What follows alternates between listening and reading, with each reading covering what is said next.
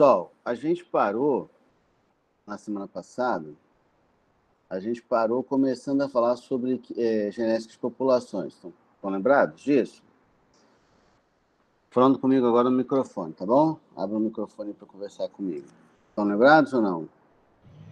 Eu lembro que tinha um negócio que não podia fazer, que não era certo por causa de algum motivo lá.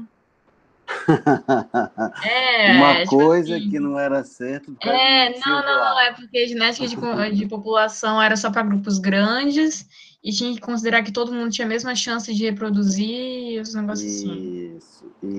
Isso aí.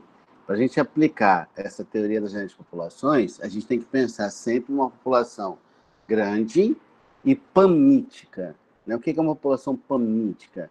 É aquela população onde todos os indivíduos têm o mesmo sucesso reprodutivo.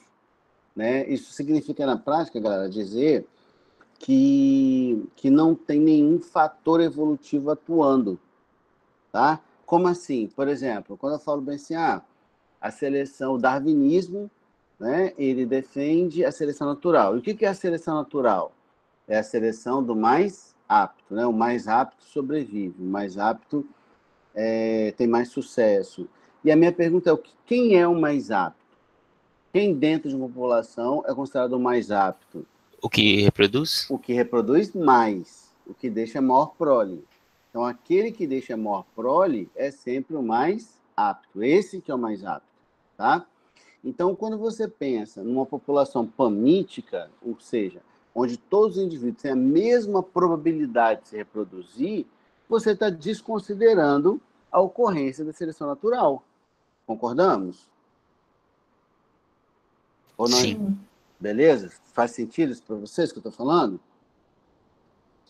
sim, porque a seleção natural exatamente vai escolher, entre aspas, escolher. Então, Isso, se você não escolhe, exatamente. Ela vai dizer quem ali tem as melhores características que vão permitir que ele viva mais tempo e, consequentemente, se ele vive mais tempo, ele tem mais filhos, né? A lógica da seleção natural é essa, beleza?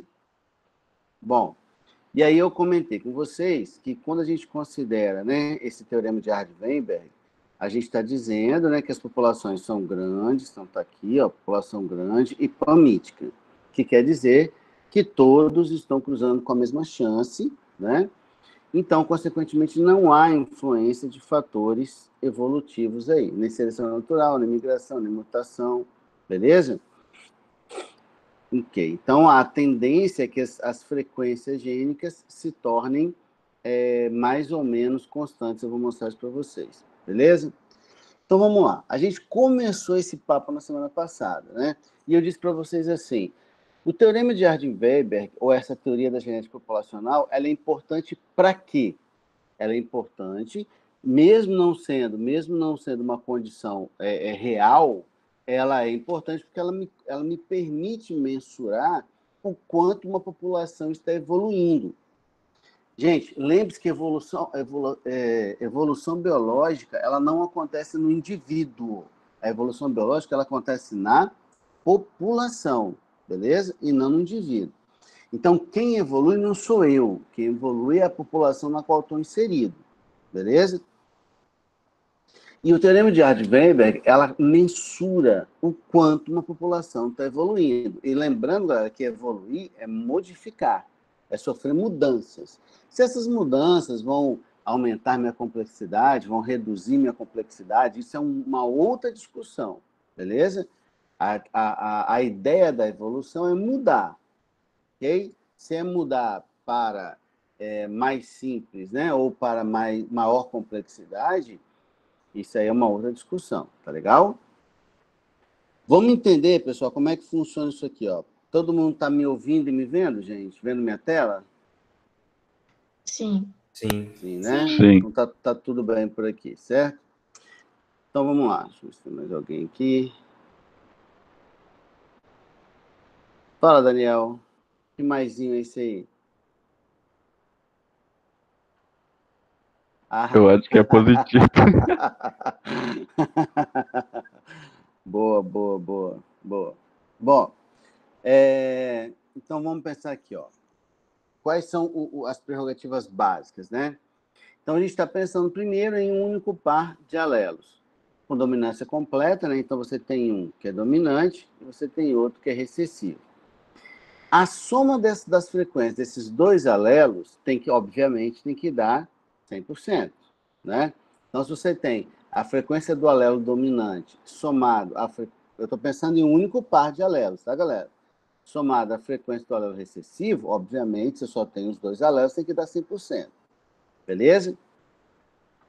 E aí, galera, a gente considera que a frequência do Azão, eu vou chamar de P, e a frequência do Azinho, eu vou chamar de Q. Beleza? Então, isso aqui é importante a gente considerar para a gente entender o binômio que a gente usa aqui para calcular isso, tá bom? Então, eu estou considerando que a frequência do Azão, do alelo dominante, é P, e a frequência do alelo recessivo é Q. Então, se a frequência do Azão e do Azinho dá 100%, P mais Q tem que dar 1, que corresponde ao 100%. É a mesma coisa aqui, ó. É a mesma coisa aqui. Tudo bem? Até aqui, tranquilo? Pessoas? Sim. Beleza. Bom, então, pessoal, se a gente está pensando em um único par de alelos, a gente tem 3 genótipos possíveis. Ou o cara é azão-azão, ou o cara é azão-azinho, ou o cara é azinho-azinho. Beleza? Então, se eu sei que eu estou pensando em um único par de alelos, né? Que eu tenho 3 genótipos possíveis, a frequência, a soma, né? A soma da frequência desses 3 genótipos tem que dar 100%. Então, a quantidade de caras azão-azão mais caras azão-azinho mais caras azinho-azinho tem que dar 100% da população, pensando em um único par de alelos sempre, tá legal? Então, a frequência do azão-azão mais a frequência do heterozigoto mais a frequência do azinho-azinho tem que dar 100%, que é a população inteira. Aí eu disse para vocês que a frequência a gente chamou, né? A gente chamou a frequência de azão de P, certo? E a gente chamou a frequência de azinho de Q. Correto? Foi isso que a gente fez, né? Então, a frequência de azão-azão, ou seja, do indivíduo homozigoto dominante, vai ser P elevado a 2. A frequência do heterozigoto vai ser 2PQ, porque você está falando da frequência de A e da frequência do Azinho, né, dos dois, do heterozigoto. Você vai ter que a frequência do recessivo, do homozigoto recessivo, vai ser Q elevado a 2. Aí a gente criou um binômio aqui, ó. B2 mais 2PQ mais Q2 é igual a 1. Que seria a mesma coisa que eu falasse. A frequência de azão-azão mais a frequência de azão-azinho mais a frequência de azinho-azinho é igual a 100%. Tudo bem até aqui? Sim. Então, todo mundo entendeu de onde saiu isso aqui, certo, gente? Que é isso aqui que a gente vai usar. É sempre essa forma, esse binômio aqui que a gente vai usar. Professor, Sim, você pode voltar rapidinho? posso. Quem é que está falando? Aline? É isso. Beleza, Aline. Olha só. Você quer que eu volte nessa fala ou no slide anterior? O que você quer? Não, nessa parte de P ao quadrado, 2PQ. Então, olha só. A gente falou no slide anterior, a gente considerou que a frequência do alelo dominante era P, e falamos que a frequência do alelo recessivo era igual a Q. Você lembra disso? Sim. Beleza. Só que aí eu falei para vocês assim, ó, bom, então se a frequência de azão, eu só tenho 2 alelos, certo?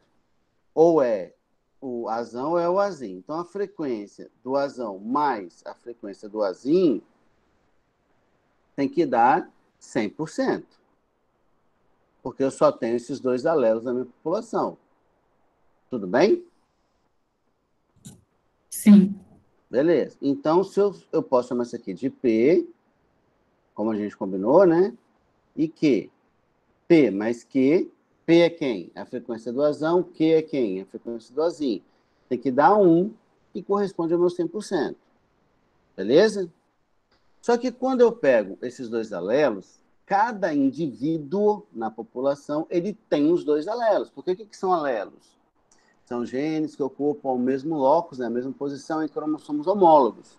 Como os cromossomos homólogos estão aos pares, então cada indivíduo vai ter 2 desses alelos. Então, quais são as combinações possíveis?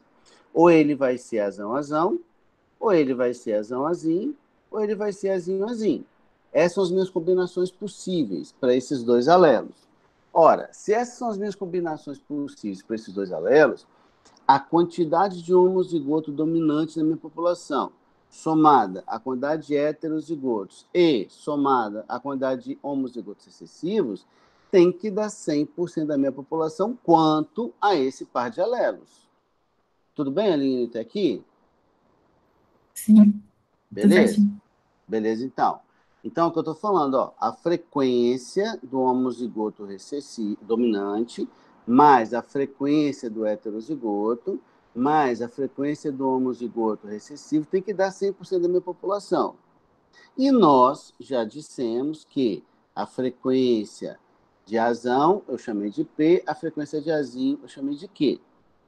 Aqui, Aline, não é a frequência do indivíduo que é homozigoto dominante, ele não é azão? Sim, Aline. Se azão é P, a frequência de azão é P vezes P. Ou seja, P ao quadrado. Tudo bem? Sim. Se a frequência do heterozigoto é de azão, a frequência de azão-azinho vai ser azão é P, não é? Aqui vai ser P ao quadrado. Aqui vai ser P, que é o azão, vezes Q, que é o azinho. Então, 2PQ. Por que 2PQ, Aline? Bom, vocês são de exatas, né? São melhores do que eu. Por que 2PQ?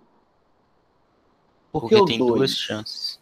Que Tem duas duas chances? Que duas É azão, chances? azinho, azão, azinho. É Né? Tipo assim, azão, azinho, ou azinho, azão, né? Na é, verdade. Que a gente é. representa desse jeito, né? Porque é convenção. É Botar a letra quadrado mais... de punir, né? Isso aí. É convenção botar a letra maiúscula na frente, mas nas combinações, ou é azão com azinho, ou é azinho com azão, por isso que dá 2. Beleza? E a minha frequência de azinho é Q. A frequência de azinho é Q ao quadrado. Q vezes Q. Então, eu criei um binômiozinho aí. P2 mais 2PQ mais Q2 é igual a 1. Então, quem é o P2? O P2 é o azão. Quem é o 2PQ? É o azinho. Quem é Q2? É o azinho. Beleza até aqui? Beleza, entendi. Tudo bem, Aline? Uhum. Beleza. Então, vamos lá. Vamos pegar uma aplicação aqui da apresentação e eu trouxe os exercícios para a gente fazer junto também. Então, olha só. Peguei aqui, estou vendo uma população, né? Caracterizei uma população para vocês. Que tem as seguintes frequências genotípicas para um determinado par de alelos. Então, eu tenho 640 indivíduos azão, 320 indivíduos azão-azinho, 40 indivíduos azinho-azinho. No total, somando isso aqui, vai dar 1.000 indivíduos, beleza? Aí eu pergunto para vocês, quais são as frequências gênicas? O que é a frequência gênica? A frequência do azão e a frequência do azinho, beleza? Quando eu pergunto frequência gênica, eu quero saber a frequência do azão e a frequência de azinho, desses 2 alelos aqui. Quando eu pergunto as frequências genotípicas, aí eu quero saber a frequência de azão-azão, a frequência de azão-azinho e a frequência de azinho-azinho. Beleza? Beleza. Então, Pode perguntar, Luiz.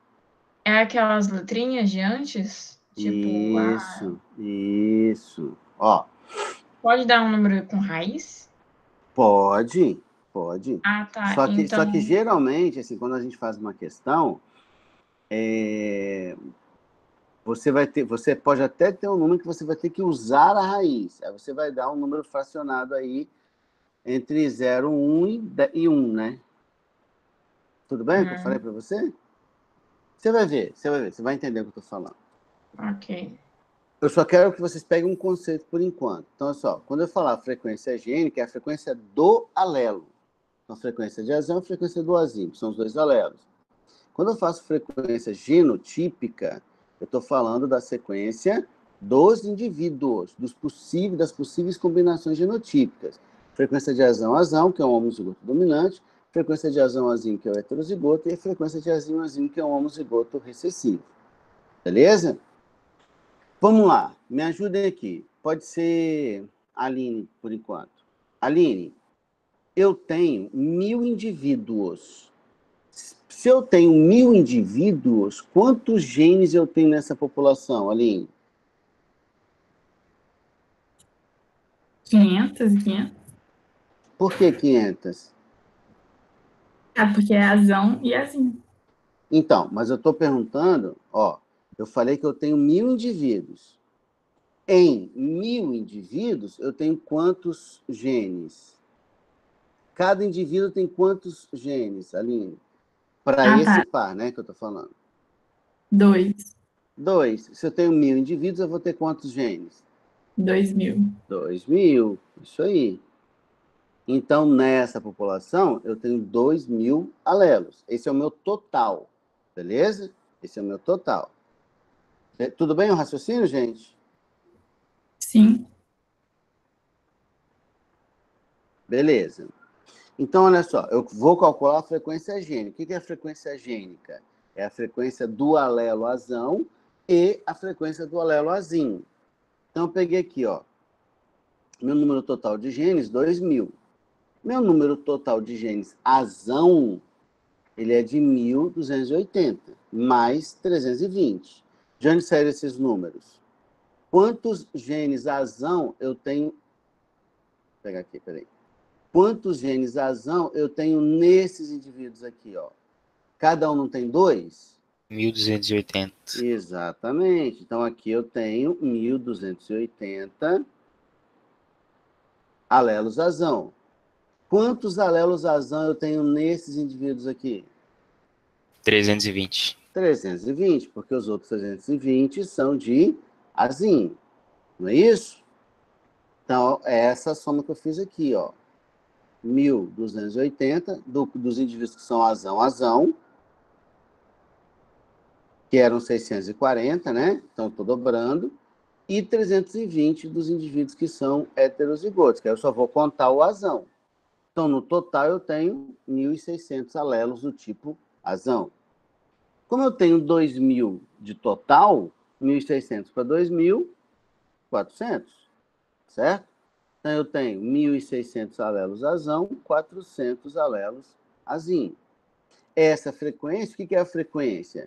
Né, o número total de alelos do que eu quero saber, né, que é o azão, sobre o número total do par, de alelos do par inteiro.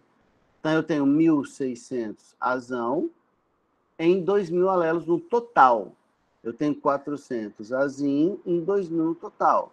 Então, qual é a frequência do alelo azão? 1.600 de 2.000 dá 0,8, que corresponde a 80%. Se 80% é de azão, para chegar a 100, falta quanto? 20. Então, 20% é de azim. Eu nem precisava fazer continha. Beleza até aqui? Beleza. Beleza. Então, entenderam a lógica da frequência gênica, como é que eu vou medir? Sim. Beleza. E para medir a frequência genotípica, basta eu aplicar aquele binômiozinho que a gente viu. Então, por exemplo, se eu já sei qual é a frequência do azão, que é 80%. Já sei qual é a frequência do azim, que é 20%. Então, qual é a frequência do indivíduo que é azão? P2, 0,8 vezes 0,8, que corresponde a 64%. Qual é a frequência de heterozigotos? 2PQ, 2 vezes 0,8 vezes 0,2, que dá 32%, ou 0,32. E qual é a frequência do homozigoto? Q2, 0,2 vezes 0,2, que daria aí 0, pode falar. Ô, Enes, mas a frequência genotípica a gente podia ter visto direto lá na tabelinha, né? Tipo, Você poderia ter feito de cabeça. 640 é 64% de 1.000. Mas é porque aqui tá certinho, né? 1.000. Ah, tá, sim. Sim, poderia. Do genótipo, né? Você tá falando? Isso. Isso, porque aqui tá cravadinho, né? Tá 1.000, ficou fácil para ver o percentual. Mas nem sempre vai estar assim, né? Beleza? Mas sim, daria para ter visto direto, com certeza.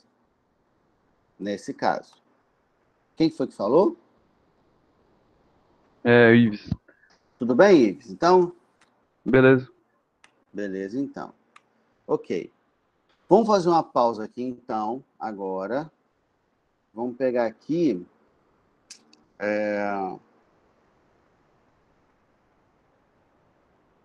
Vamos fazer isso aqui, ó. Cada um pega um rascunho aí, se precisar, né? E vamos fazer essa primeira questão aqui. Da UERJ. Ó, 2019, tá? Questãozinha recente. Um minutinho para vocês tentarem fazer, tá bom? Ok, galera? Vocês estão vendo aí o material? Ok, a gente vai fazer, calma. Vai lá. Um minutinho para vocês tentarem fazer a primeira só, hein?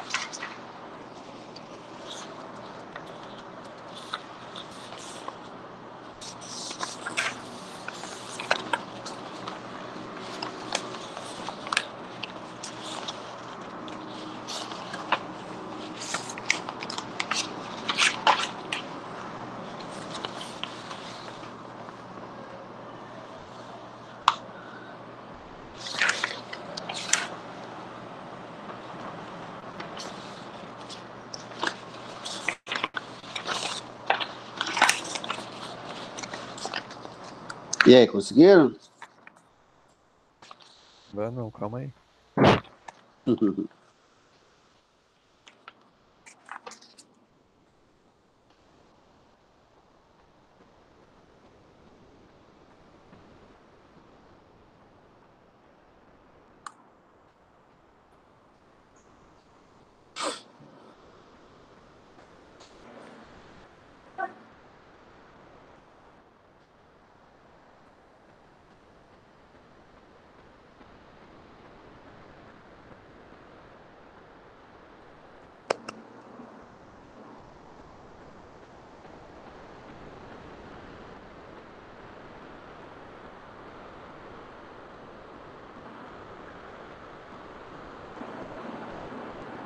Nada ainda, gente? tá a caminho eles, calma aí. Meu papel é fazer pressão, vocês sabem, né? Pô, maravilha.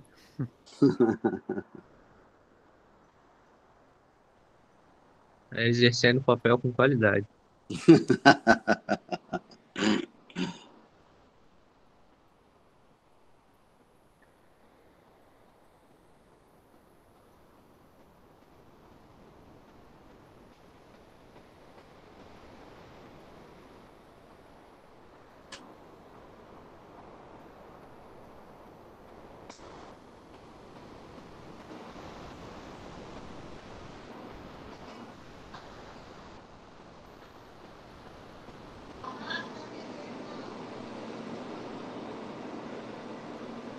Aí eu vou chutar 40 e 20. O que é 40 e 20? P e Q. Mas 40 E o e 20... heterozigoto. E o heterozigoto. Não, pera lá. P e Q tem que dar 100, né? Eu vou chutar também. Né? 80 e 40. Não, pô, 80 e 40. 80 e 20. Não? Não. Posso Ah, chutar? então. O meu Chutei. deu 0,4 e 0,6. O Isso meu aí. também. 40 O e meu 60. 96 indivíduos heterozigotos, meu Deus. Isso aí. Tá certinho. Vamos lá, refazer então? Olha só, o que ele disse pra gente, ó? Primeiro ele falou que está em equilíbrio de Hardy-Weber, né? Que é importante para você só consegue aplicar aquele binômio se eu assumir que essa população está em equilíbrio de Hardy-Weber, beleza? E que a frequência de indivíduos Bzinho é de 16%, né? Então eu sei que eu sei que a frequência de Azinho é igual a 16%. Beleza? Pessoal, 16% não é igual a 0,16? Não dá para botar o meu pontinho aqui do porcento não, tá? Dá um desconto aí. Não consegui. Então, isso aqui, pessoal, não é igual a 0,16? Não é, gente? Fala comigo. Com certeza. Vocês entenderam o 0,16 ou não? Lembra a história do 100% é igual a 1? Então, 16% é igual a 0,16, tudo bem? Sim. Fala, gente. Fala, reage, vamos lá. Maravilhoso. Beleza? Então, Q2 é frequência de Azinho é igual a... Lembra qual é o nosso binômiozinho? Ó? P2 mais 2PQ mais Q2 é igual a 1. Né? É esse binômio que a gente vai usar. Beleza? É igual a 1 aqui. Fechou.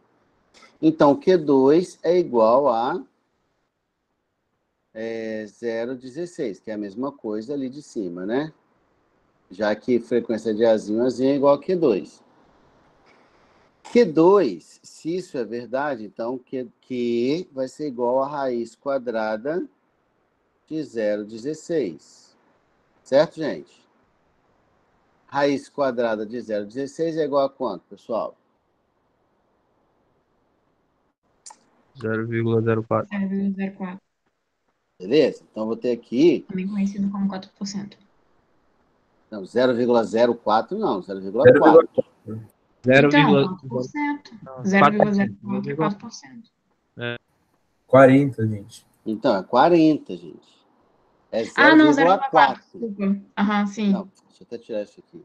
Sim. É 0,4. Não é 0,04. Sim, por isso que também eu estava dando errado. Agora eu entendi. Sim, eu coloquei 0,04 de central. Eu também, Luiz, agora. Nossa! Pô, gente, vocês são de exatas, hein, gente? Ai, professor, faz tanto tempo que eu não faço um cálculo. Então, ó, o Q é igual à frequência de A, não é? Então, a frequência de A é igual a 0,4, que corresponde a 40%. Beleza? Corresponde a 40%. Ora, se eu já sei que a frequência de Azinho é 40% e tem que chegar até 100, então eu sei que a frequência de Azão tem que ser a diferença. Então, a frequência de Azão é igual a 60%. Beleza? Beleza ou não, gente? Alguém não entendeu o que eu fiz? Beleza. Sim, Alguém sim. tá na dúvida, Beleza, galera? beleza. Ninguém na dúvida, de boa? Então, respondemos aqui os valores de P e Q, né? P corresponde a 60, ou 0,6, Q corresponde a 40, ou 0,4. E eu quero saber qual é o número de indivíduos, ou o número de indivíduos heterozigotos. Ó, aonde está o heterozigoto no meu binômio? Ele está aqui, ó. É o 2PQ. Aí basta substituir. 2P dá 0,6 vezes 0,4, que é o meu Q. Isso aqui dá quanto? 0,48. 0,48. Que corresponde a quantos por cento? A 48%. 48% de quanto? De 200. Quanto que dá 48% de 200? 48 mais 48, né? Porque dá 100 dá 96. 96 indivíduos heterozigotos. Fechou? Fechou, pessoas? Sim. Fechou. Fechou. Alguém se perdeu? A Aline se perdeu? Não, tudo certinho. Certinho? Beleza. E uma condição necessária para que uma população seja considerada em equilíbrio de Hardy-Weinberg.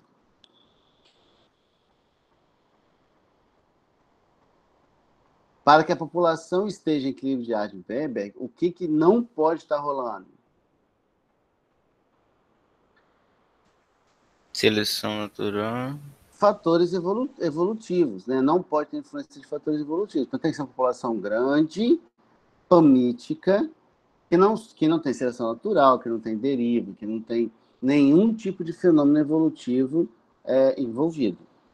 Beleza? Lembrando que população pamítica é aquela na qual os indivíduos cruzam ao acaso sem que haja uma preferência, né? Então não tem seleção natural rolando. Ok? Vamos lá, mais um minutinho para fazer a 2 aí, galera.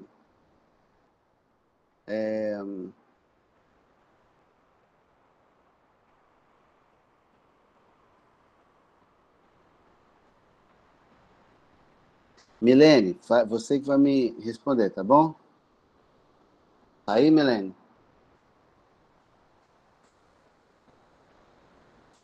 Milene?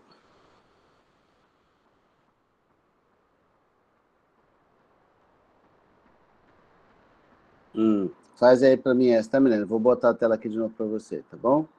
Isaac perguntou uma parada aqui que eu não vi. A evolução da perda do dente ciso seria para mais simples? O que o Thiago está falando de produto notável? É o binômiozinho que estão falando? Isso aí já tem tempo, professor. Foi quando o Thiago estava falando do binômio. Ah, tá. Isaac, na verdade, a perda do dente ciso, ela tem a ver com a redução da nossa mandíbula. Beleza? O nosso crânio, ele está aumentando, né? O cérebro está aumentando, o crânio está aumentando. Para que eu consiga aumentar a caixa craniana, alguma coisa tem que diminuir, né? Então, qual é o único osso livre do crânio? É a mandíbula. A nossa mandíbula está reduzindo. Como a mandíbula está reduzindo, não tem lugar para o siso, para o último molar. Porque o siso é o último molar, né? Não tem lugar para ele. Por isso que algumas pessoas nem chegam a formar o siso. Tem pessoas que formam uns 4, né? 2 de cada lado, um em cima e um embaixo. Tem pessoas que só formam 2 e tem pessoas que não formam nenhum. Porque a mandíbula, como a gente está encurtando a mandíbula, é difícil para você ter o espaço para o dente. Por isso que ele incomoda, né? Vocês incomodam por isso, porque a mandíbula está curta. Beleza? Compara a nossa mandíbula com a de um outro primata, tipo um orangotango, um gorila, um chimpanzé. A mandíbula desses primatas é bem mais saliente, né? Bem maior do que a nossa. Beleza? A gente pode falar que as mandíbulas deles são mais desenvolvidas que a nossa ou não? Como assim? Depende do que você está chamando de mais desenvolvido. É porque eles vão conseguir mastigar alimentos que são mais rígidos que a gente, né? Não. Por quê? Porque elas são maiores? Pela quantidade de dentes. Não. Não? Essa relação dá para fazer, não. Na prática, cara, para falar a verdade assim, quem tem uma mandíbula menor, mais curta, tem uma mordida mais forte. Por exemplo, assim, ó, vamos pensar assim, quer ver? Felino, leão, onça, né? Entre os grandes felinos, as onças é que praticamente tem a mordida mais, comparando, né, com outros felinos de grande porte, tem a mordida com maior pressão por centímetro quadrado, porque ela é curta.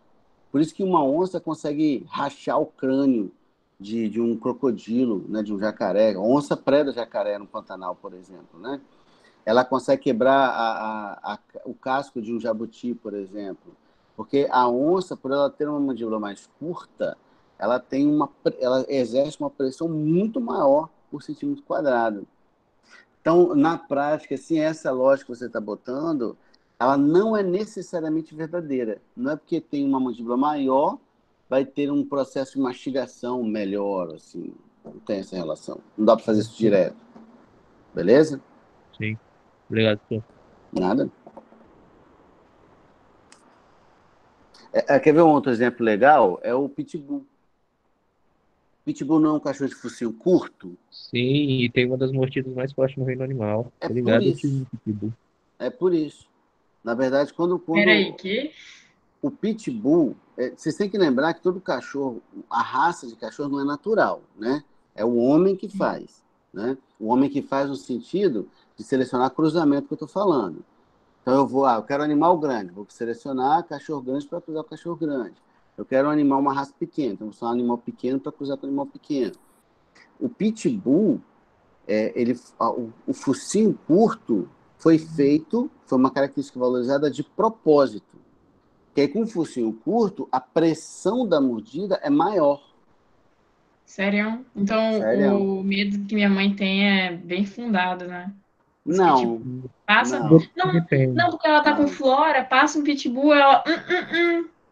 Não. Na verdade, assim, o comportamento agressivo do animal, ele é estimulado pelo dono, né? Não, mas assim, sempre tem uma casa que tem um pitbull, ela não gosta de passar perto com flora. Então, mas é porque o pitbull ele acabou ficando com uma fama muito grande, né? De um cachorro agressivo.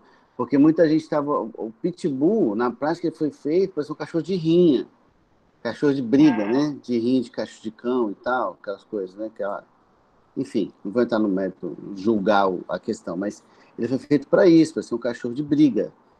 E aí os caras, né, você pode ver que um cachorro, por exemplo, assim, quando você vê o pitbull, que ele dá a mordida quando o ônibus está sendo treinado, que ele dá a mordida, o cara levanta o cachorro na corda e o cachorro não solta.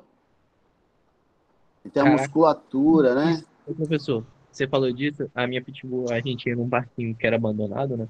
Aí ela pulava no balanço. Aí o balanço era quebrado, né? Só tinha um pedaço da corrente. Ela segurava ali e ficava pendurada no balanço, mordendo e balançando. Isso. Porque ela tem uma pressão na mandíbula muito grande. Ela sustenta o corpo dela facilmente. Uhum. Eu pegava ela, tipo, no brinquedo e girava ela ficava tipo, rodando assim. Mas enfim, esse negócio do dono, realmente é o dono que faz como que o cachorro é, né? Sim. Porque o pitbull que eu tinha, ela era tipo, um cachorro muito dócil com qualquer coisa. Passava cachorro na rua, ela não latia. Os cachorros latiam de volta pra ela e ela, tipo, parada. Porque a gente sempre treinou ela pra pra ficar calmo, entendeu? Uhum. Então, é o dono. Eu conheci um casal em Guarapari, que eles tinham um pitbull gigante. Assim, até para um pitbull ele era grande. O padrão dele era muito grande. Era enorme, assim. Sabe aquele cachorro, tipo cachorro, a impressão que dava que ele ia para academia, sabe? Era aquele cachorro musculoso, grandão e tal. Mas o cachorro era um completo retardado, cara. Era um completo retardado. Ele era adulto já e tinha comportamento de filhote. Uma vez ele fugiu e aí, como a Luísa falou, né? Passou perto de uma pessoa, ela se assustou. Aí o pessoal na rua pegou pedra, não sei o quê. Sentaram na cabeça cegou o Pitbull, pra você ter uma ideia. E o Pitbull não mordeu ninguém. Ele perdeu a visão e não mordeu ninguém. Então, assim, a questão do comportamento agressivo, ele é mais culpa do dono do que do cachorro. Ai, gente, mãe. Ah, Pra não, ter é uma porque tem um noção, pitbull por aqui perto que ele é briguento mesmo, sabe? Do tipo, pra perigoso. você ter uma noção, a Pitbull que eu tinha, a gente não cortou o rabo dela nem a orelha, porque normalmente eles fazem isso. Porque quando o filhote, eles reduzem o tamanho da orelha, né, e o tamanho do rabo. Só pra esteticamente, É mas estética, é. Essa é uma questão estética. E para rinha, é melhor porque aí fica mais difícil para outro cachorro pegar ele pela orelha e pelo rabo, né? verdade. Tem gastura desse negócio de cortar rabo de cachorro. Nem sabia que cortava a orelha, eu, hein? Corta, eu nunca vi o Doberman. Sabe o que é Doberman? Não lembro É qual um cachorro raça. pequenininho, pequenininho. O quê? É um cachorro pequenininho, tipo pinche. Tô Ah, o brincando, tô Doberman? brincando, pô, tô brincando, tô brincando. Bom. Ah, tá. Acabei de pesquisar aqui, tá. O que que tem ele? Cachorro Pô, alemão, né? Aquela orelha pontadinha é corte. Ah, velho, eu Aí queria você um vai cane ver que o Doberman curto. tem uma orelhinha fininha, bem ereta, assim, mas é que orelha de corte. Não é natural. Você já viu o cane curto, apareceu um professor? aqui que não tá com a orelha fininha, que tá com a orelha pra baixo. É. Cane curto, professor. Ai, gastura, eu, hein? Como é que é? O Cane curto que é isso? é uma raça de cachorro, uma das maiores do Hum, mundo. Tipo, o cachorro é Mas isso aí eu não gigante, um conheço, não. cavalo. Isso aí eu não Parece um conheço, cavalo, não. cachorro. Eu não saco muito de raça de cachorro, não, por favor. Mas vamos lá. E aí, a segunda? Conseguiram fazer? Quem que eu chamei foi Milene, né? E aí, Milene, conseguiu desembolar aí?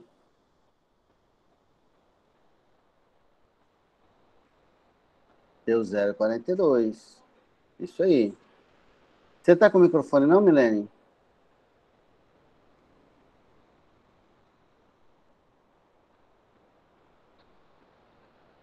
Tá não, tá não. Não.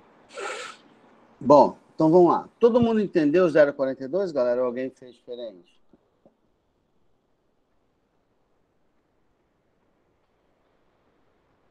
Alguém não entendeu como é que faz? Pô, galera, vocês estão um pouco participativos hoje, hein? Cadê vocês? Deu 0,42 também. Sim, mas todo mundo entendeu isso então. Ninguém se perdeu aí na lógica, Sim. não. Pode seguir Sim, adiante. Beleza. pode. Terceira aqui, saideira. Faz a terceira aí pra mim rapidinho.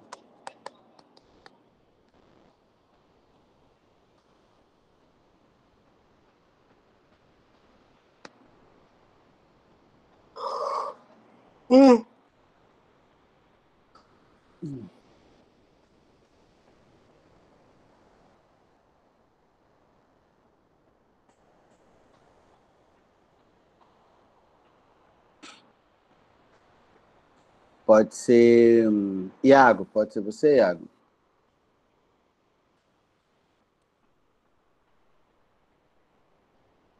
Iago, tá aí, Iago?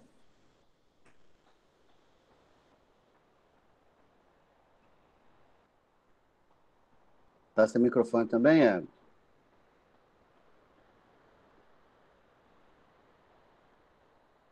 Sim? pegar um que está com o microfone aqui. Tá, beleza, Iago. Mas eu queria alguém com microfone. Luísa, faz para mim, Luísa, pode ser? Ok, professor, mas deixa na tela, por favor. Deixei. Tá me deixando... É que precisava ver quem estava lá, né?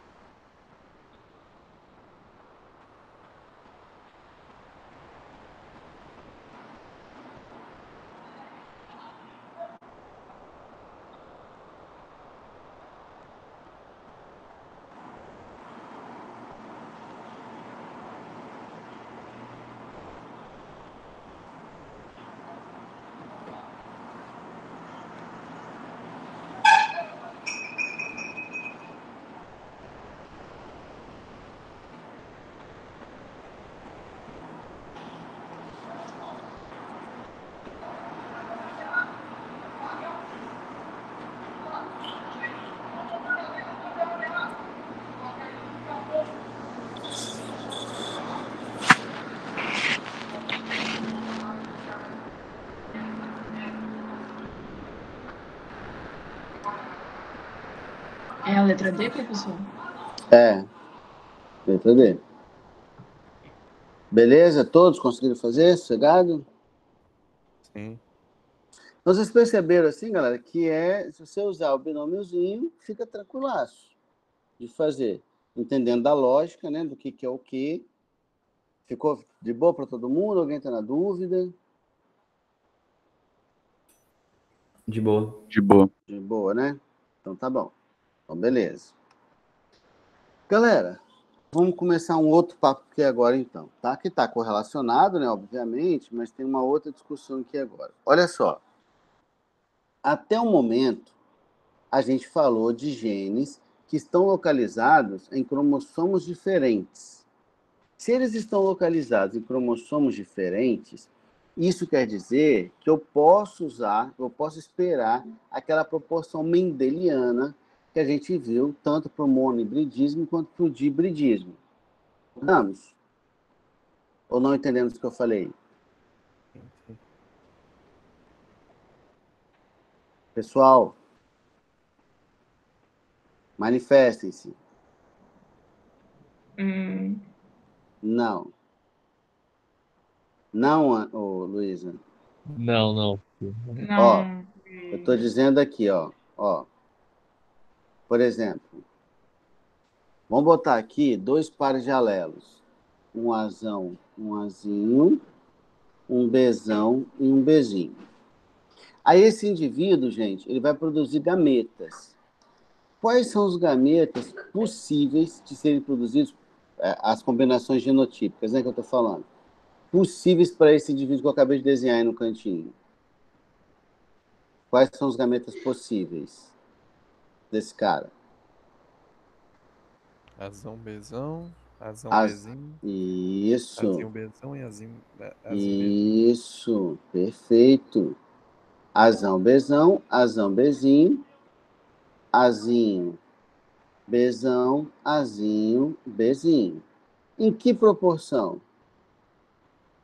Para cada um? 9 para 4. Tudo 25. Não, 9 para 3, para 3 Não, para 1. gameta. Aquele 9 para 3 para 1 é dos filhos. É 25%, Lembra? não? A gente está falando dos gametas. Né? Não entendi, Luísa. Tudo 25. Tudo 25? Isso. Eu só tenho 4, né? É 4 para cada um. Então, 25%. Esses seriam os meus tipos de gametas possíveis nas proporções esperadas, né? Que são aleatórias, né, no caso. Tudo bem isso, galera? Isso é genética mendeliana, concordamos? E isso só é verdade porque os alelos envolvidos, o A e o B, eles estão em homólogos diferentes. Como os homólogos segregam de maneira independente, é o acaso, então a proporção esperada vai ser a mesma para todas as combinações possíveis, ok? Até aqui tudo bem? Ok? Então, ficou claro isso? O que muda quando a gente considera que os alelos estão no mesmo cromossomo. Então, quando eu considero que os alelos estão no mesmo cromossomo, a história, obviamente, vai mudar. Porque aí eu teria isso aqui, ó. Eu teria o Azão aqui, o Azinho aqui, o Bzão aqui e o Bzinho aqui. Então, agora, eu não estou falando mais de alelos que estão em cromossomos diferentes, como foi nesse primeiro caso que a gente deu. Eu estou falando de alelos que estão no mesmo par de cromossomos, ou seja, esses alelos eles estão ligados ou em linkage, tá? Numa tradução, não tem uma tradução literal de linkage para português, mas seria algo nesse sentido de ligado. Beleza até aqui? Sim ou não, galera? Pode seguir o papo?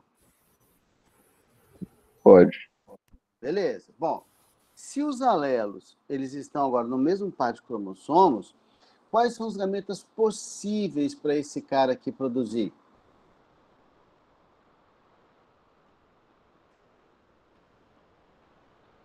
Bom, galera, fala comigo rapidinho. Professor, rapidinho. Azão Bezinho. Azão Bezinho? Não, Mas Azão. como é que... Não sei, Azão Bezão. Azão Bezão. E Azinho Bezinho. Isso, eu vou separar os pares, ó. Eu separo os pares. Então vai ser Azão Bezão, que é esse aqui, né? E Azinho Bezinho, que é o outro. Em tese, 50% para cada. Concordamos? Concordamos, gente? Sim. Beleza? Então, em tese, um indivíduo com esse genótipo aqui, esses alelos, esses dois pares de alelos ligados, né, no mesmo cromossomo, no mesmo par de cromossomos homólogos, eu teria dois gametas possíveis. Ou o gameta vai ser Azão Bezão, ou o gameta vai ser Azinho Bezinho. Porém, existe um fenômeno chamado de crossing. Crossing over ou permuta. Beleza? O que nós chamamos de crossing ou permuta? Crossing ou permuta, galera, é um fenômeno que é normal acontecer durante a meiose, beleza? Lembra, pessoal, que a gente usa a meiose para fazer o quê? Gametas. Gameta. A gente só usa a meiose para fazer gameta, nós animais, né? Então, o que é o crossing over? Se vocês se lembrarem, lá do primeiro ano, durante a meiose ocorre um fenômeno que não acontece na mitose, que é o pareamento de cromossomos homólogos durante a divisão. Esse pareamento ele permite a troca de fragmentos cromossômicos entre os homólogos, né? Entre os dois homólogos aqui. É isso que a gente chama de cross ou de permuta. O fenômeno do cross ele é um erro metabólico, tá? Ele não está no script, ele acontece ao acaso, ele é totalmente um equívoco durante o processo de divisão celular. Mas é um equívoco que é bacana, é um erro bacana. O que é um erro bacana? Porque ele acaba aumentando a variabilidade genética dentro da população. Porque ao invés do indivíduo produzir apenas dois tipos de gametas, que seria esse caso aqui, ó, ele vai possibilitar a troca entre esses fragmentos aqui, ó. Então, por exemplo, o cross ele seria uma quebra aqui desse cromossomo, uma quebra aqui desse cromossomo. Esse pedaço viria para cá, esse pedaço viria para cá. Colaria errado. Quando o cromossomo quebra, gente, a gente chama isso de fratura cromossômica. E é normal acontecer em fraturas cromossômicas, tá? É bem normal acontecer. O cromossomo é grande, beleza? O DNA que está compondo é grande, então é normal acontecer essas fraturas. Mas também é normal acontecer a soldadura, que é esse fragmento que se separou, se juntar de novo. Quando os cromossomos estão pareados durante a meiose, existe a possibilidade de ocorrerem as fraturas e as soldaduras acontecerem invertidas, ou seja, haver uma troca de fragmentos entre os homólogos. E isso vai fazer com que novas combinações apareçam. Então, por exemplo, eu estava esperando aparecer o quê para esse cara? Azão, bezão, quasinho, bezinho. Mas pode, eventualmente, aparecer um azão, bezinho e um azinho, bezão.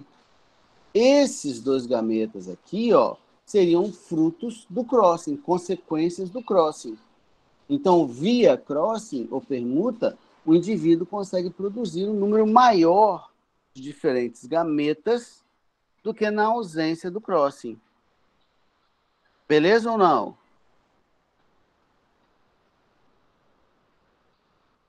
Beleza.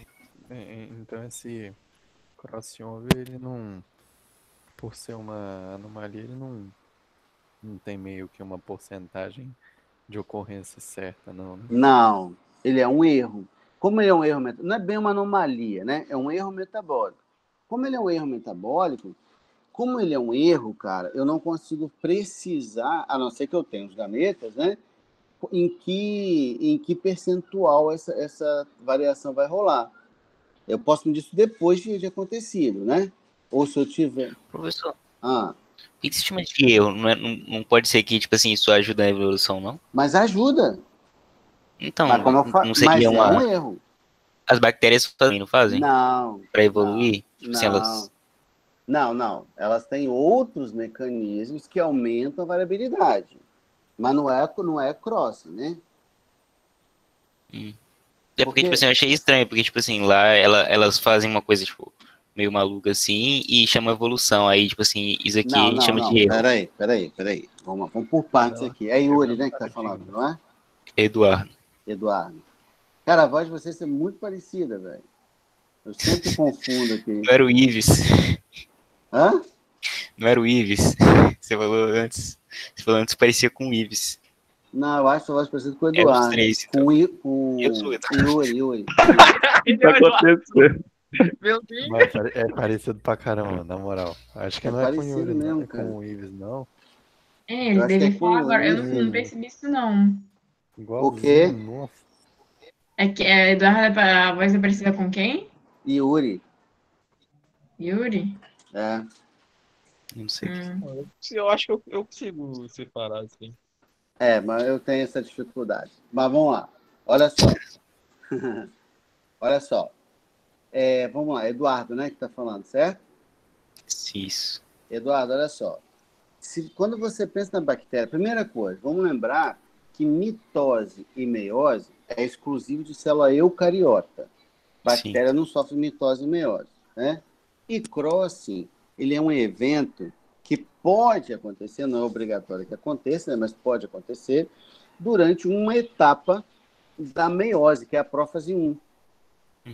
Então, durante a prófase 1, a célula pode sofrer o fenômeno do crossing, que é uma troca de fragmentos entre homólogos, já que eles estão pareados, né? Esse pareamento facilita essa troca.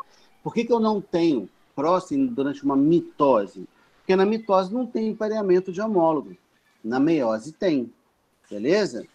Lá nas bactérias ocorrem aqueles fenômenos chamados de transformação bacteriana, quando a bactéria incorpora DNA obtido do meio, conjugação, quando duas bactérias trocam, geralmente DNA plasmidial entre elas, e ainda rola o fenômeno da transdução, que é quando um vírus involuntariamente carrega genes, segmentos, né, de DNA de uma bactéria para outra. Esses eventos, eles acontecem normalmente nas bactérias, tá? E são fenômenos que compensam a ausência de uma reprodução sexuada. Não existe reprodução sexuada para bactéria, pelo menos não conhecida, né? É porque ela quer fazer isso, né? Exatamente. E quando eu não tenho um mecanismo de reprodução sexuada, onde está o problema? Se a bactéria se reproduzir só por bipartição é clonagem, né? É clonagem. Então, eu teria uma população inteira de bactérias todas iguaizinhas. E lembre-se, galera, que variabilidade genética, ela tem uma relação direta com probabilidade de perpetuação. Então, quanto maior a variabilidade, maior é a chance de perpetuar. Quanto menor a variabilidade, menor é a chance de perpetuar, né? Então, como as bactérias não têm um processo sexuado de reprodução, elas compensam, o que eu estou falando assim, né? Via seleção natural, obviamente, né? Elas compensam isso com esses mecanismos de aumento de variabilidade. Nós temos esses mecanismos de aumento de variabilidade decorrentes, em especial, da reprodução sexuada, né? Então, nós, animais, nos reproduzimos de maneira sexuada. Então, a gente produz uma gama praticamente infinita de combinações nos nossos gametas. Além disso, existe a possibilidade da mutação, que é pequenininha, mas existe. Existe a possibilidade do crossing, que percentualmente é baixo, mas promove também o aumento da variabilidade. Então, no caso do crossing, ele é um evento totalmente aleatório, decorrente de um erro metabólico, ou seja, de fraturar dois cromossomos homólogos e colar no lugar errado. Então, é um erro, mas é um erro que traz benefícios. Beleza? É um erro que traz benefícios, mas continua sendo um erro.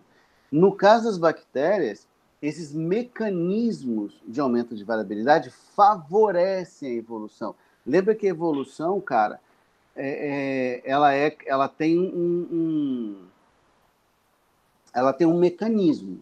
Esse mecanismo é qual? É a seleção natural. O principal fator evolutivo, não é o único, né, mas é o principal.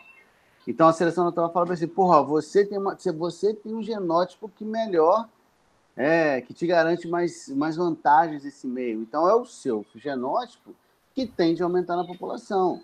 Se não tiver, ele some. Então, houve lá atrás bactérias que não conseguiam fazer isso? Houve. E o que aconteceu com elas? Desapareceram. Foram extintas. Beleza? Sim? Não sei se eu fui muito claro para você. Não, entendi sim. Beleza? Parte do erro e tal. Uhum. Então, aqui, galera, ó, a gente está vendo aqui, ó, um cromossomo, um homólogo, que houve, né, uma fratura aqui, ó, e o outro também teve uma fratura aqui. E aí, o que vai acontecer? Essa fratura vai sofrer a soldadura trocada. Então, o azul veio para o vermelho veio para o azul. Beleza? Quais eram os gametas esperados desse cara aqui? O gameta esperado... Vocês estão aí, gente? Eu estou vivo. Sim. Tá. Então, quais eram os gametas esperados aqui? Ó? Já que eu vou separar os homólogos aqui, então eu esperava o gameta Azinho, Bzinho, Azão, Bezão. Então, tá aqui, ó, Azinho, Bezinho, Azão, Bezão. E isso que eu estava esperando. Porque são os gametas, que a gente chama de gametas parentais, né? Mantém aí o padrão da célula mãe. Esse gameta aqui e esse gameta aqui, eu não estava esperando. Essa combinação Azinho-Bezão, eu não estava esperando. Nem a combinação Azão-Bezinho. Por quê? Porque não tinha no genótipo da célula parental, ó. Não tinha no cara que estava produzindo gameta. Não tinha essa combinação. Como é que eu explico essa combinação? Crossing over. Beleza? Então, esses gametas que foram gerados, que tem uma combinação fruto do crossing, nós chamamos de gametas recombinantes.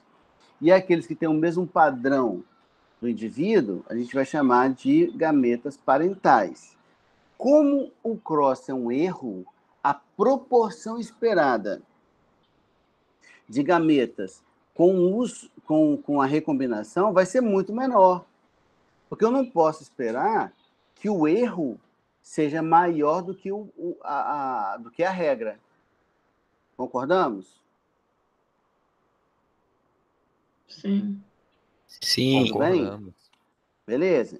Então, olha só, se eu pensar na genética mendeliana sem a formação de gametas, sem o crossing, ó, a gente está falando de alelos que estão em cromossomos diferentes, tá vendo? Ó? O Bzão e o Bzinho estão num par de cromossomos, o Azão e o Azinho estão no outro. Aí eu vou esperar aquilo que vocês falaram. 1/4 para cada combinação possível. Quando eles estão ligados, a história muda. Teoricamente, eu esperaria 50% de Azão, Bezão, 50% de Azinho, Bezinho. É isso que eu vou esperar. Ah, mas tá aqui, né? São os parentais. Ah, mas apareceram aqui uma combinação que não tinha, que não existia, né, no indivíduo. O Azão com Bzinho e o Azinho com Bzão. Beleza, então eles são o quê? Eles são recombinantes. Frutos de quê? De um crossing. Frutos de um crossing over ou permuta. Ah, mas o crossing é um erro, não é? É um erro legal, mas é um erro. E se ele é um erro, ele é exceção à regra. Se ele é exceção à regra, o percentual de gametas parentais vai ser sempre maior que o percentual de gametas recombinantes. Tudo bem? Até aqui? Tudo. Tudo bem. Beleza. Bom, aí, galera, deixa eu ver se tem uma coisa aqui. Tá. Então, olha só. Quando você tem os genes ligados, tá? Em um único par de cromossomos, eles podem estar numa posição cis ou trans.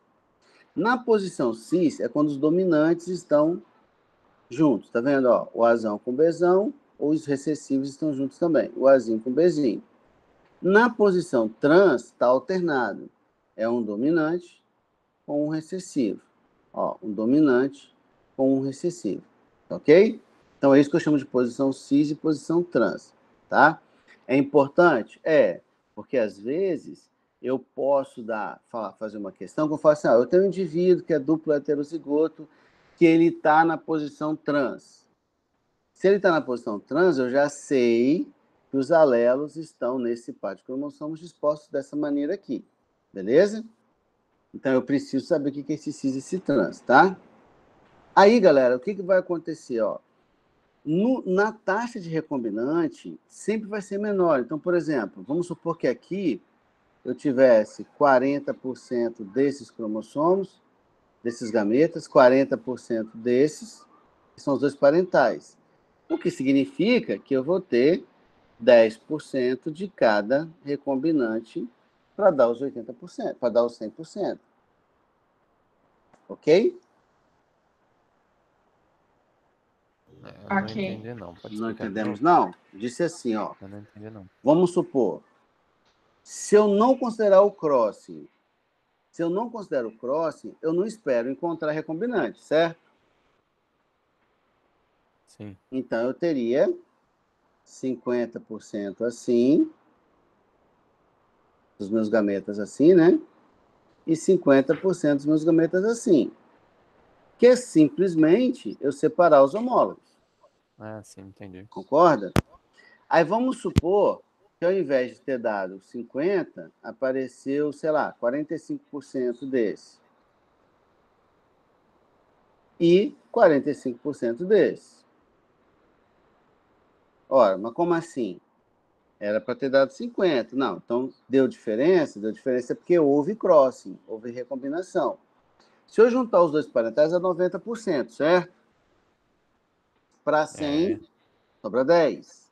Então, esses 10% correspondem aos recombinantes. Eu vou ter 5% desse recombinante e 5% desse recombinante. Sempre a taxa de recombinação vai ser menor, a taxa de recombinantes, desculpa, vai ser menor que a taxa dos parentais. Sempre, sempre, sem exceção. Ok até aqui? Ô, Enes, Pode falar. entre os parentais e recombinantes, eles sempre têm, tipo, a mesma chance também, né? Tipo, se eu tenho 45 de Azão, Bzão ali, eu tenho 45 do Azinho, Bzinho também, né? Isso aí, perfeito. Entendi. Porque a recombinação foi neles, né? Aham, sim, sim. Entendeu? A recombinação foi neles. Eu troquei esse pedaço com esse pedaço. Se eu troquei esse pedaço com esse pedaço, o percentual que vai ser reduzido para esse é igual ao percentual que vai ser reduzido para esse. Porque a troca foi entre eles. Entendemos? Sim, sim. Beleza? Ótimo. Aí vamos ver uma outra coisa aqui, galera. Coloquei um par de homólogos aqui. Coloquei um par de homólogos aqui. Aí vou botar um alelo aqui qualquer, um azão, Vou botar um alelo aqui qualquer, um Bzão. E vou botar um alelo aqui qualquer, um Czão. Beleza? E aqui os correspondentes, né? Independente se é homozigoto, heterozigoto e tal. Eu disse para vocês que a história do crossing acontece como? O que é o crossing?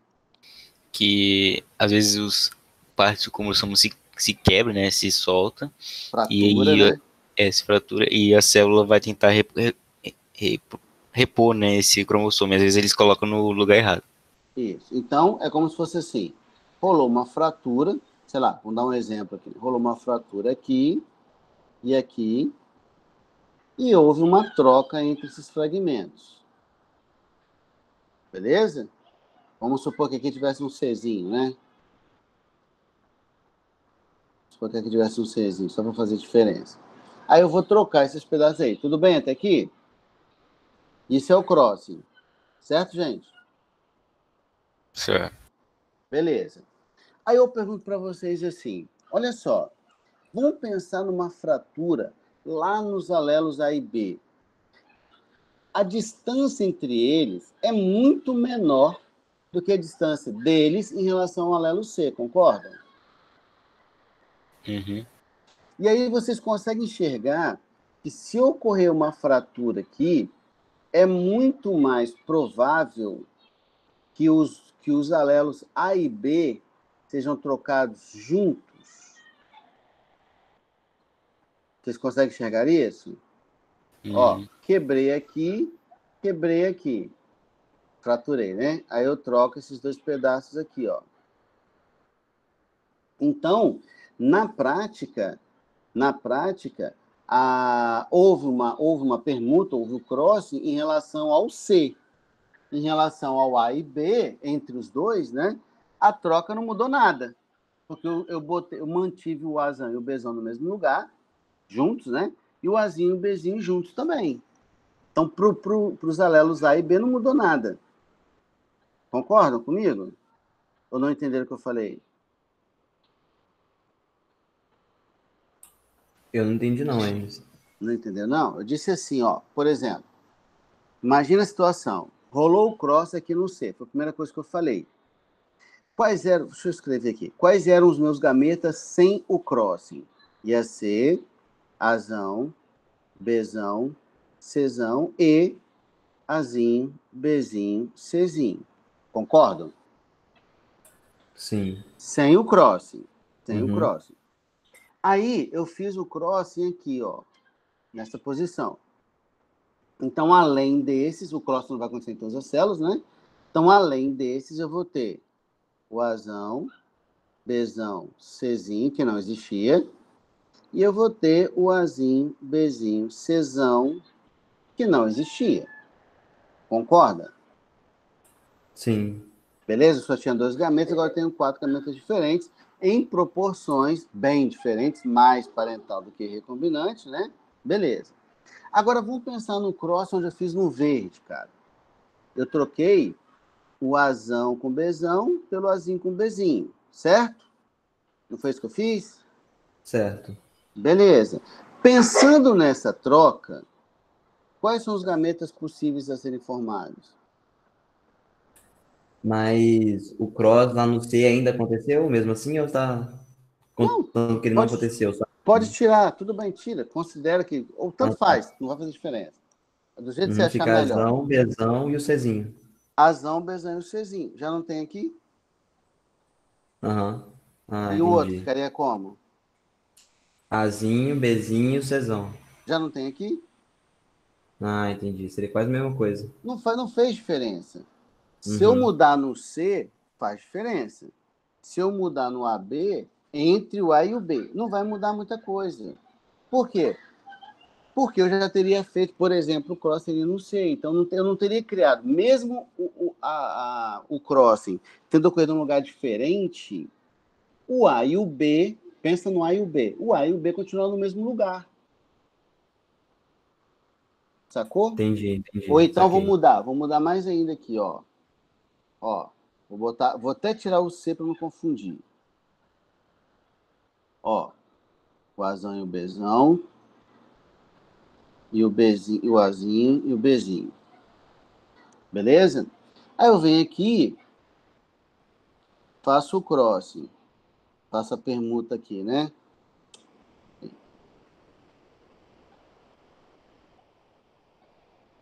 Faço a permuta aqui, ó. Troquei. Fraturei aqui. Aí troquei. Não tem mais C, hein, gente? Mudou alguma coisa, galera?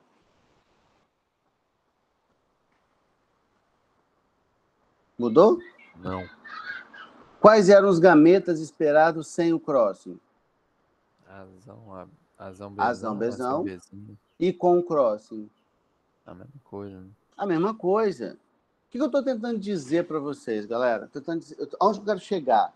Quero chegar no seguinte. Quando os alelos estiverem muito próximos no cromossomo, a chance deles se separarem no crossing diminui. Concordam? Uhum. Quanto mais próximos eles estiverem, mais difícil é eles serem separados no crossing. Ou seja, mais difícil é ocorrer uma recombinação entre eles. Eu estou tentando dizer para vocês que o que eu estou esperando é gameta Azão, Bzão, Azinho, Bzinho. Isso que eu estou esperando. Como eles estão muito próximos, a chance de eu formar um gameta Azão, Bzinho e um outro gameta Azinho, Bzão é muito pequena. Porque se eu fraturar o cromossomo, é mais provável, em função da distância entre os dois, que os alelos estejam no mesmo fragmento trocado, em função da proximidade. Acompanharam o raciocínio? Sim. Se eles estiverem distantes, agora, por exemplo, se eu trouxer o Bzão para cá e o Bzinho para cá, a chance de eu fazer um crossing e recombinar o Azão com o Bzinho e o Azinho com o Bzão aumenta proporcionalmente a distância. Concordam? Sim. Todo mundo está acompanhando o raciocínio, galera? É bem importante acompanhar o raciocínio. Todo mundo está acompanhando? Eu buguei aí, hein? Sim. Bugou? Olha só, Luísa. Se eu falar bem assim, ó, o A e o Bzão estão nessa posição em azul. Então, a chance de eu separá-los em função de um crossing diminui muito. Agora, se eles estiverem nessa posição equidistante, o Azão lá em cima e o Bzão aqui embaixo, não é muito mais fácil separá-los durante o crossing? Imagino que sim. Por quê? Porque se eu fraturar aqui, eu mantive os dois juntos, tá vendo? Ah, tá, entendi. Se eu Ok. fraturar aqui, eu separei o B do Azão, ó. O Bzão do Azão fica separado. Porque eu vou trocar, né, de cromossomo, eles vão ficar separados. Aonde eu quero chegar? Eu quero chegar na seguinte situação. A distância entre os alelos, presta atenção, hein? A distância entre os alelos facilita ou dificulta a recombinação entre eles em função do crossing. Ou seja, se os alelos estiverem muito próximos no cromossomo, recombiná-los é mais difícil, porque na hora do crossing é mais provável que eles sejam removidos, né, juntos. Aí não vai mudar nada. Se eles estiverem separados, bem distantes um do outro, a chance de eu separá-los aumenta proporcionalmente a distância. Viajaram comigo? Entendi. Tem certeza, galera? Tudo A hora de certo. perguntar é essa. Tudo bem, Luísa? Uhum. O que isso Tudo certo. de que maneira eu posso aplicar isso na prática? Ora, eu posso usar a taxa de recombinação como critério para saber se eles estão mais próximos um do outro ou mais afastados. Nossa. Concordam? Sim. Então, vamos supor assim, se eu chegasse aqui e dissesse assim para vocês, ó, olha, minha taxa de recombinantes deu 20% para cada um. Deu 40% no total, né? Cara, 40% de recombinação, ou é 20 e 20, né? 40% de recombinação é muita coisa. É quase você ter o que você estava esperando na mesma proporção daquilo que veio de novidade, que veio pelo erro, pelo acaso. Isso significa, na prática, que esses dois alelos eles estão muito distantes. Tipo assim, você tem um Azão numa ponta e o Bzão em outra ponta. Ou seja, a distância entre eles é grande, o que explica a taxa de recombinante ser alta. Beleza? Se eu venho aqui e falo assim, minha recombinação aqui deu 2% aqui e 2% aqui. Ou seja, minha taxa de recombinação foi de 4%. Se minha taxa de recombinação for de 4%, que foi pequenininha, isso significa que esse alelo Bzão está aqui pertinho do Azão. Ó. E aí, durante o cross, é difícil separá-los. É mais provável que na fratura eles estejam juntos no mesmo segmento. Beleza? Ou não ainda? Beleza. Nenhuma perguntinha, nada? Bom, Mas, tipo assim, eu tenho uma dúvida, mas eu acho que eu sei a resposta dela. Mas eu vou perguntar mesmo assim. Só pra tirar mesmo. Tipo assim, já que são dois cromossomos, né? Se só um se só um cortar, esqueci o nome de novo. Não dá. Não Que ele vai voltar pro mesmo lugar, né? Não, mas a questão não é essa. A questão, por exemplo, assim, a questão é o seguinte. Vamos botar o homólogo aqui, né? Não, aqui. Pensando que eles estão distantes, beleza? Imagina o seguinte, alguma coisa provocou a fratura, correto, cara? Sim. Alguma coisa provocou essa fratura. Eles estão lado a lado. Esse fator que causou uma fratura aqui, nesse ponto, o outro cromossomo está do lado dele. Se esse fator provocou a fratura aqui, por que não provocaria que dê no mesmo lugar no homólogo? Que eles estão pareados. Entendeu? Você está num ponto de ônibus com o seu amigo sentado no banquinho esperando o ônibus. Vem um carro, qual é a chance dele atropelar você e não atropelar seu amigo que está do seu lado? Bem baixa. Bem baixa. Que exemplo, né? Mas vocês nunca mais vão esquecer. Eles batem em cachorro, atropela a gente, ele tá nesse nível. Duas pessoas de mão dadas, alguém vai fazer uma brincadeira, joga um balde de tinta. Qual a chance de uma só ser banhada vamos de radicalizar, Luiz, vamos radicalizar. Dá um chute no cachorro. Se alguém espirrar em você, qual a chance do espirro atingir uma das suas narinas apenas e você pegar coronavírus? Isso, exatamente. Isso aí. Bom, bons exemplos, gostei. Por isso que eu gosto de dar para vocês são diferenciados, né? Então, olha só, se eles estão pareados, não tem porquê o que levou a fraturar um não frature o outro. Sacou? Beleza, gente? Fala comigo. Beleza, pessoal? Beleza, então. Então, vamos lá. Nesse sentido, então, pessoal, eu posso definir, então, que quanto maior for a taxa de recombinação, mais distantes esses alelos estarão. Quanto menor for a taxa de recombinação, mais próximos eles estarão.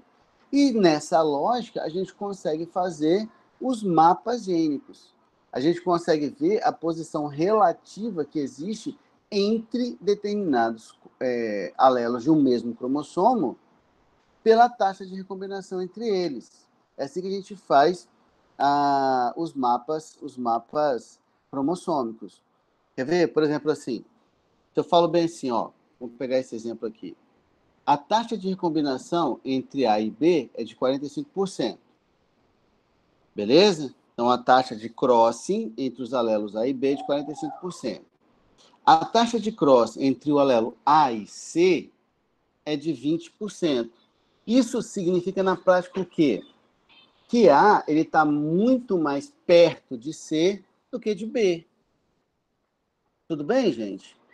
Porque a distância ela é proporcional à taxa de recombinação. Quanto maior a taxa de recombinação, mais distantes eles estão, ou seja, é mais fácil de separá-los.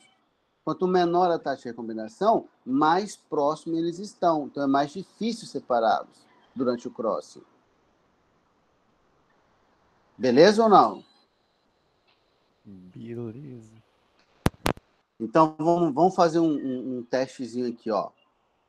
Vamos determinar, numa sequência aqui, qual é a distância relativa entre esses alelos que eu citei aqui. O A, o B, o C e o D.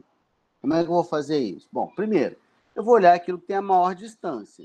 A maior distância está entre quem? A e B. A e B. B. Então, A e B... B e D são a maior distância, porque são 5%. Menor. Menor, né, Luiz? Então, menor, eu ouvi que era menor. Ah, você Não, falou maior, eu perguntei. É, Ah, maior. tá, eu ouvi menor, desculpa. Então, entre A e B, eu tenho a maior distância. Então, provavelmente, eles estão nas extremidades desse cromossomo, né? Por exemplo, entre B e D, eles estão muito próximos, 5%. Então, D está coladinho em B. Concordam comigo? Sim. Sim. Beleza. Olha, entre A e B, você tem uma taxa de combinação de 45%. Entre A e D é de 40%. Beleza? E entre B e D é de 5%. Isso quer dizer o quê? Que A e D estão mais próximos do que A e B. Concordam? Uhum. Se eu sei que A e D estão mais próximos do que A e B, então o D deve estar aqui, ó. Sim. Com essa distância aqui. Só lembrando, pessoal, que a gente converte a taxa de crossing em distância relativa. Distância relativa a gente chama de unidade de recombinação ou de morganídeo, tá? Então, eu falo bem assim, ó, entre A e B existem 45 morganídeos. Entre A e D tem 40 morganídeos. Entre D e B tem 5 morganídeos. E aí eu vou fazendo as devidas proporções. Por exemplo, aqui, ó. Por exemplo, aqui, ó. Como eu falei, ó. Entre A e B, 45 morganídeos.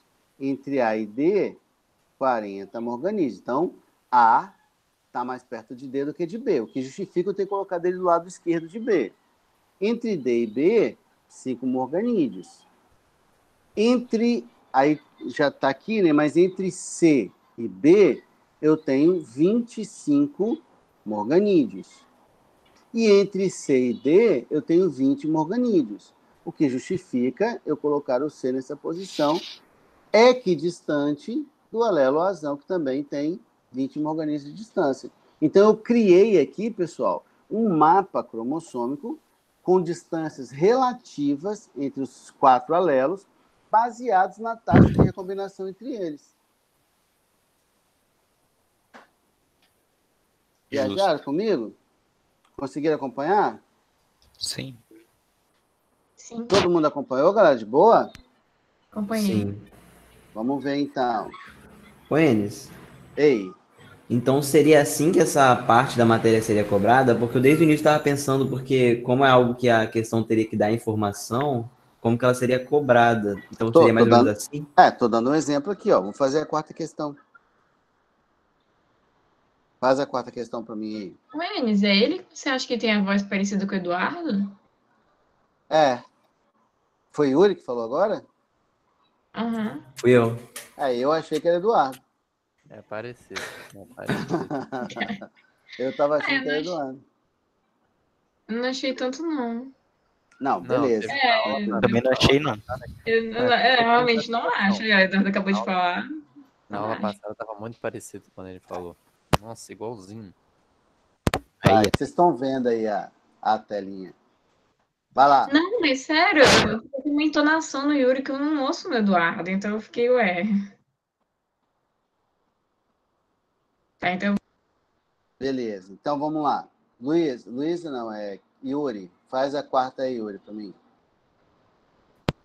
Beleza.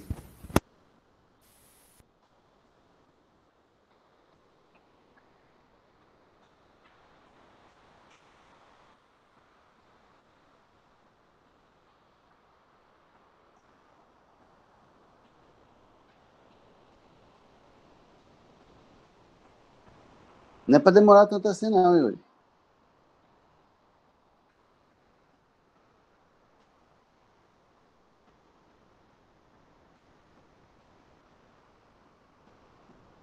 Yuri, tá aí ainda? Ué, eu caí? Tô aqui ainda, galera, ou não?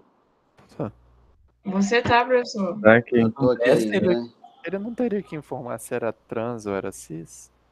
Não, porque ele já deu a taxa de recombinação. Ah, então tá. Olha só, vamos lá. Ó, o cruzamento entre tomateiro de genótipo azão, azinho, cezinho, de genótipo tal, de genoplanta de proporção tal. Olha, essas duas proporções, elas são as maiores, não são? Então, essas proporções correspondem a quem? Normal, é parental. Aos parentais. Parentais. Essa proporção aqui está bem menor. Então, esses aqui são quem?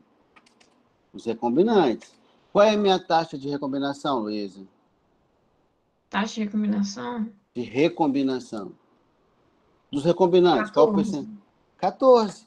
A taxa de recombinação não equivale à distância entre os genes? Então, 14 unidades de recombinação. Mas por que você me perguntou? Não era pra... Não, porque você falou. Ah, tá, ok. É que tem vezes que não importa o nome que fala, eu ouço Luísa, eu fico pra ele, não. Sério? Eu teve uma hora que você falou Yuri, eu ouvi Luísa, eu fiquei, não, depois eu pensei, não fui eu. Mas então, ficou entendido, galera? Yuri. Ué, Enes, eu não peguei tanto bem, não. Não? Olha só. Lembra que eu te falei que a regra é assim, quanto maior a taxa de recombinação, mais distante os genes estarão. Quanto menor a taxa de recombinação, mais próximo eles estão. A gente considera, a gente faz uma proporção, deixa eu ver aqui, ó, quando você vai fazer um mapeamento, a taxa de crossing, ela equivale à distância entre os alelos, que você vai usar em unidades de recombinação ou em morganídeo, que é a mesma coisa, ou centimorgans. Ainda tem uma outra unidade aqui que a gente representa por CM, M minúsculo. Não, C minúsculo, M maiúsculo, que é centimorgans. Então, eu posso usar o R, posso usar M de morganídeo, ou posso usar CM de centimorgans, que é a distância relativa. Lógico, galera, eu estou falando de distância relativa porque eu não sei quantos centímetros, quantos milímetros equivalem a 45% de taxa de recombinação. Eu sei dizer como um está em relação ao outro, não distância física, é distância relativa. E eu sempre vou usar a taxa de recombinação para isso. Então, se a taxa, vamos supor, igual aqui, ó, a taxa de recombinação entre A e B é de 45%. Então, a distância entre esses alelos é de 45 morganídeos, o R ou centimorgans. A taxa de recombinação entre o A e o C é de 20%. Então, a distância entre eles é de 20 UR, 20 morganídeos ou 20 centimorgans. Beleza? Se a gente vai lá, ó, na questão, ó, você reconheceu que eu disse para vocês que a taxa, como o cross é um erro, a taxa de recombinante sempre vai ser menor do que a de parental. Tudo bem, Yuri? Sim. Então, ó, quem é que tem as maiores frequências? Essas combinações aqui, ó. Então, esse e esse são os parentais, onde não teve crossing. Esse e esse são os que estão em menor frequência. Então, esses dois são... Esses dois... Ô, caramba! Esses dois aqui, ó, são os recombinantes. Qual é a frequência de cada recombinante? 7%. Mas eu quero a taxa de recombinação. Então, eu somo esses dois recombinantes, o que vai dar aí 14% de recombinação. 14% de recombinação equivale à distância relativa, né, entre eles. Então, 14%, 14UR, ou 14M, ou 14CM. Direto. Ah, tá. É porque eu tinha entendido que era, por exemplo, 7%. Não sabia que era a taxa total, entendeu? Então, mais 7% é a taxa de um recombinante. Você só tem um recombinante? Você tem os dois. Você tem os dois. Entendi. Beleza? Quando eu falo bem assim, a taxa de recombinação foi de 20%. Aí é 10 para um e 10 para o outro. Sacou? Sim, sim. Beleza, então. Ô, Aí professor, vamos... Ei, pode falar. rapidinho, volta lá nessa questão. Nesse caso, esse segundo indivíduo, Azinho, Azinho, Cezão, Cezão, se ele sofresse crossing, não ia alterar o tipo de gameta que ele ia produzir, não é? Como assim? Não entendi. Por exemplo, esse Azinho, Azinho, Não, Cezão, mas Cezão. ele é o produto do crossing, né? Oi? Olha Não, só. tô falando, o indivíduo mesmo, os pais Se o de um indivíduo. parental fosse assim. Não, só nem é muito a ver com a questão, só falando, se eu tenho um indivíduo desse, Azão, Azão, Azinho, Azinho, Cezão, Cezão, Ah, sim, é, sim, sim, sim, entendi. se Isso, mesmo que ele tenha qualquer crossing, crossing, não ele vai vai. aparecer, né? Isso aí. Porque, na verdade, sim, vai ter crossing, mas você não vai conseguir mensurar. Que ele não vai alterar o gameta, É, né? porque não vai alterar o gameta. Ah, Isso beleza. aí.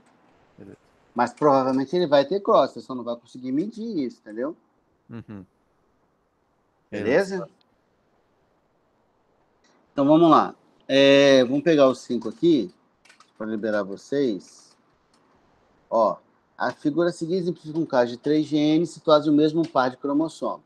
O mesmo par de cromossomo é homólogo, né? É linkage de novo. Então, ó, sobre as taxas de recombinação entre esses loci. Loci é plural de locus, né? Verifique que a taxa de recombinação entre A, B e C é randomizada e inespecífica. Concordam? Não. Não, Não. A e C é maior, entre A e C é maior do que entre A e B.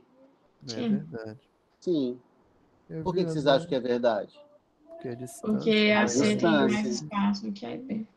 Exatamente. Entre A e C, a distância é maior do que entre A e B. Quanto maior a distância, maior a taxa de recombinação. Tranquilo. Beleza? Sim. Ó, os alelos dominantes azão e bezão estão no mesmo cromossomo. O gene cesão tem segregação independente, ou seja, está em outro alelo, está em outro cromossomo, né? Se não houver crossing durante a meiose, a frequência esperada de gametas com genótipo Azinho, Bzinho, Czinho vai ser igual a quanto? Ó, só para quem não entendeu o enunciado, tá assim, né? Então tem um Azão, Bzão. Beleza? E aqui eu tenho outro par, o Czão. E o indivíduo é todo heterozigoto, né? Então, Azinho, Bzinho e Czinho. Esse aqui vai dar 50%, não vai? Sim. E o outro Porque também. esse vai para um, esse vai para o outro. Se não tem crossing, eu vou ter 50% assim e 50% assim. Certo, gente? Então, genótipo Azinho, Bzinho, Czinho vai ser igual a quanto? Vai ser qual a proporção esperada? Letra B, 1/4. Beleza? Tranquilos? Perfeito. Luiz, você tá voando, hein? Na real, eu tô sentada mesmo, professor. Ó, praticamente uma da biométricas você, né? Praticamente o quê? Você vai para biométricas, né? Nada. Não, Luiz, não desperdice esse potencial. Nossa, nem chegar perto, professor. Todo mundo entendeu um quarto aí, galera? Uhum. Meio daqui, né? Meio daqui. Beleza? Deixa eu ver se tem mais algum aqui que vale a pena fazer. E eu vou mandar essa listinha para vocês também, tá? Para vocês se divertirem um pouquinho aí. Ah, muita gente fala assim, isso não ia cair no Enem. É muito comum você ouvir o professor falando que linkage não cai no Enem. Nossa, é muito comum isso. Olha aqui, ó. Enem do ano passado. Refutado. Olha aí, ó. Responde para mim essa aí, vocês estão liberados. Vai lá.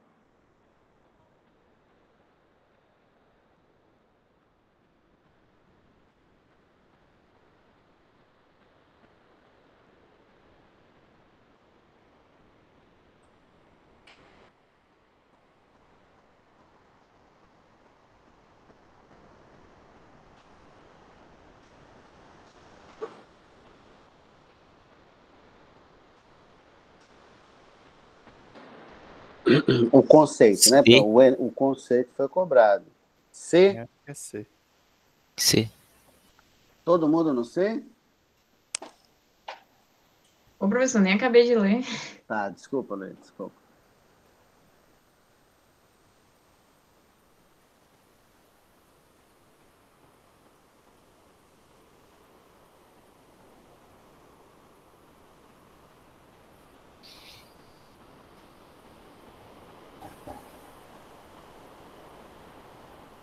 Acho que é assim.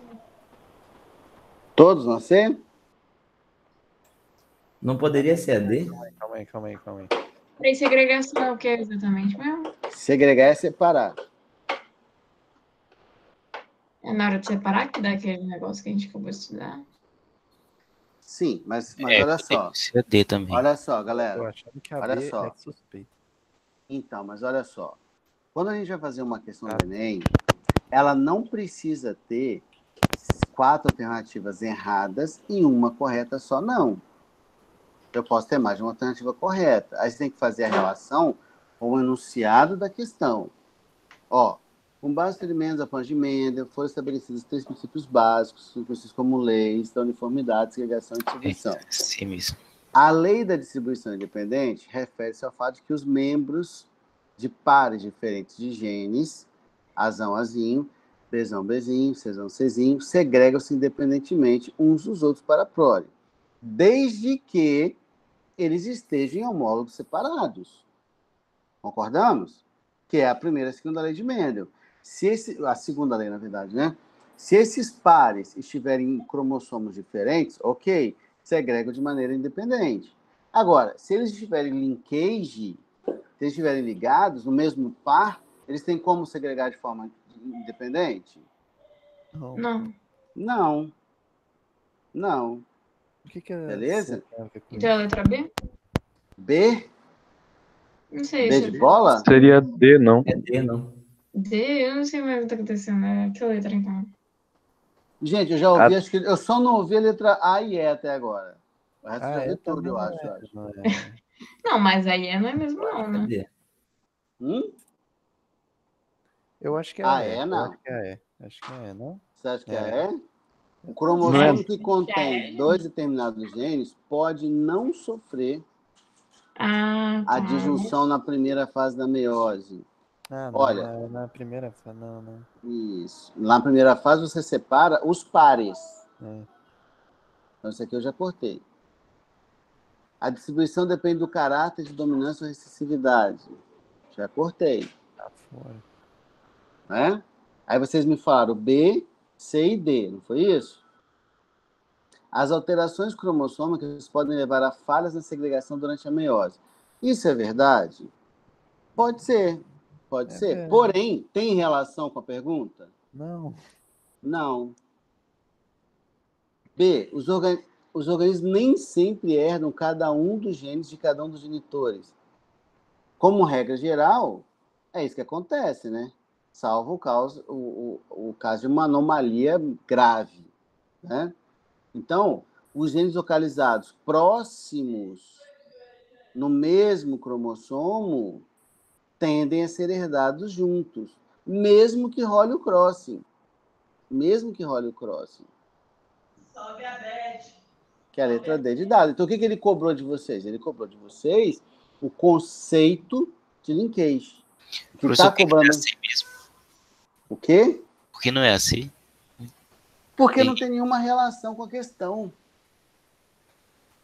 Ó, olha o que está escrito. A lei da distribuição independente refere-se ao fato de que os membros de pares diferentes de genes, então, ó, pares diferentes de genes, Azão, Azinho, Bzão, Bzinho, Czão, Czinho, segregam-se independentemente uns dos outros para a prole. Beleza, isso é verdade se cada alelo tiver um cromossomo distinto. Então, eu tenho um par para esse, esse par está em um homólogo, esse par está em outro homólogo, esse par está em outro homólogo. Então, aqui eu teria 3 pares de homólogos. Ok, segrego de maneira independente mesmo. Aí a pergunta, ó, hoje, sabe-se que nem sempre isso é verdade. Por quê? Porque se eles estiverem no mesmo par, eles não vão segregar. Eles não vão se separar, estão no mesmo par. Eu tenho o Azão e o Bzão. O Azinho e o Bzinho. Beleza? Ou então, eu tenho assim, ó. Eu tenho o Azão, o Azinho, o Bzão e o Bzinho. Teoricamente, eles não se separariam, certo? Nesse caso? Uhum. Mas pode separar? Pode. Por conta de quem? Do crossing. Do crossing. Agora, e se eles estiverem assim, pode separar? Nem pode. Poder pode, mas é provável? Não. Não. Beleza? O nome disso aí é distribuição independente, quando eles estão no mesmo negócio. Não. É linkage, ligado. Distribuição independente é quando eles estão em homólogos diferentes, igual é Mendel, né? Quando é normal, mas entre aspas normal. Isso. Quando eles estão em lugares diferentes, em homólogos diferentes, eles segregam de forma independente. Quando eles estão ligados ou em linkage, aí não segrega de forma independente. Então, a letra C só seria certa se na questão falasse que eles estão em linkage. As alterações cromossomos podem levar à fase de agregação durante o maior... Não, nem assim. Porque só funciona, a letra C só funcionaria em linkage, né? Não funciona em lugar nenhum, para falar a verdade. What? Porque, cara, é como se eu falasse bem assim, o que está escrito na letra C? Alteração do cromossomo pode levar à falha na separação deles? Por exemplo, tá aqui, né? Tem um par aqui de cromossomo qualquer aqui. Aí, sei lá, vou dar um azão, um azinho aqui.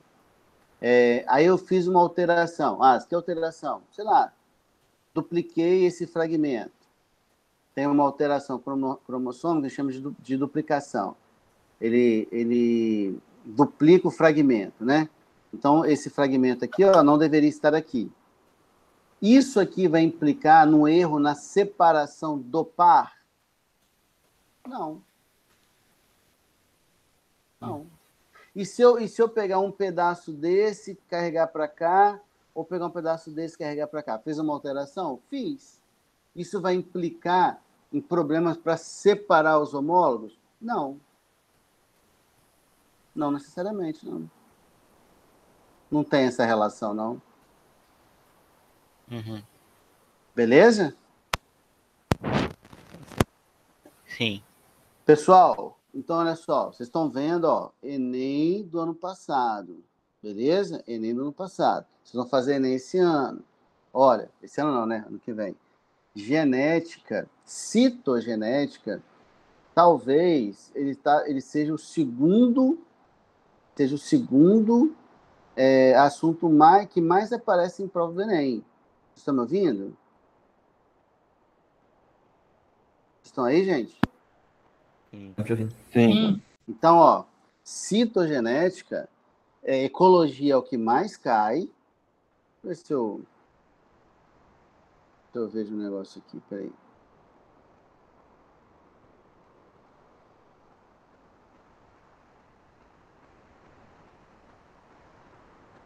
Ó, vocês estão vendo minha tela aí, não estão? Tá. Ó, olha só, ecologia tá aqui, ó. Repare, essa fileira de colunas aqui ó, é o Enem de 2009 até 2019. Essas barras maiores aqui, ó, são todas de ecologia, tá vendo? Com exceção de 2015, que houve uma redução, beleza? Todos os anos de 2009 para cá, a ecologia foi o mais cobrado. Em segundo, ó, quem tá? Genética e citogenética, ó. Que você quer essa última fileira de barras aqui, ó. Tá? Então, assim, ecologia e citogenética são assuntos que aparecem muito em provas do Enem, tá? Então, a gente tem que ficar antenado, beleza? Beleza, moçada? Ok. Pessoal, eu vou mandar essa listinha para vocês, tá? Pelo Google Sala de Aula, até para que vocês possam treinar um pouquinho, tá? Desses últimos tópicos que a gente falou. E aí, na segunda-feira que vem, a gente finalizou a genética hoje, essa parte de genética hoje, e a gente vai falar de evolução a partir de segunda-feira, tá bom? Ok. Beleza? Beleza. Galerinha, valeu então, boa semana para vocês aí, tá bom? Beleza, falou, Andy.